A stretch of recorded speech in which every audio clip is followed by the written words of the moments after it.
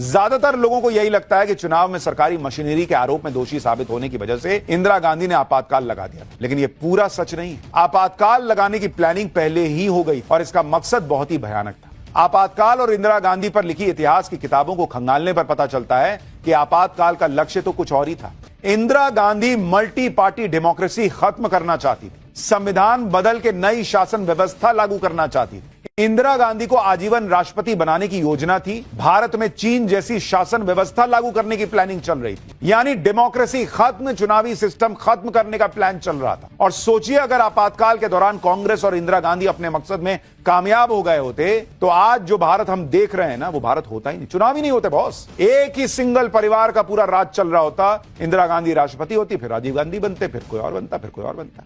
ये सारी बातें इतिहास की किताबों में दर्ज हैं, ऐसे नहीं कह रहा। ऐसे ऐसे दस्तावेज हैं जो इमरजेंसी के काले मंसूबों की गवाही दे रहे हैं। आज आपको आपातकाल के असली मकसद के बारे में बताऊंगा, जिसे सुनकर आप हैरान रह जाएंगे कि हमारे संविधान और लोकतंत्र के साथ किस तरह से खिलवाड़ किया गया। आपातकाल लगाने की चर्चा और प्लानिंग जून 1975 से पहले ही शुरू हो चुकी। इंदिरा गांधी के खिलाफ इलाहाबाद हाईकोर्ट ने 12 जून 1975 को फैसला सुनाया था, जबकि जनवरी 1975 में पश्चिम बंगाल के तब के मुख्यमंत्री सिद्धार्थ शंकर रे ने आपातकाल लगाने का सुझाव दे दिया था। सिद्धार्थ शंकर रे ने इंदिरा गांधी को पत्र लिखा और कहा था कि देश में आपातकाल लगाकर विपक्ष के नेताओं की बड़े पैमाने पर गिरफ्तारी की जाए। जनवरी में, यानी आपातकाल लागू होने से 6 महीने पहले ही इसकी चर्चा और प्लानिंग हो चुकी थी। विपक्षी नेताओं की गिरफ्तारी का मतलब यही हो सकता है कि इंदिरा गांधी के सामने कोई बचे ही नहीं, सारी पार्टी और नेता खत्म हो गए, यानी देश को लोकतंत्र से तानाशाही की तरफ ले जाने की कोशिशें शुरू हो चुकी थी। और आपातकाल लागू होने के फौरन बाद ही कांग्रेस की तानाशाही सोच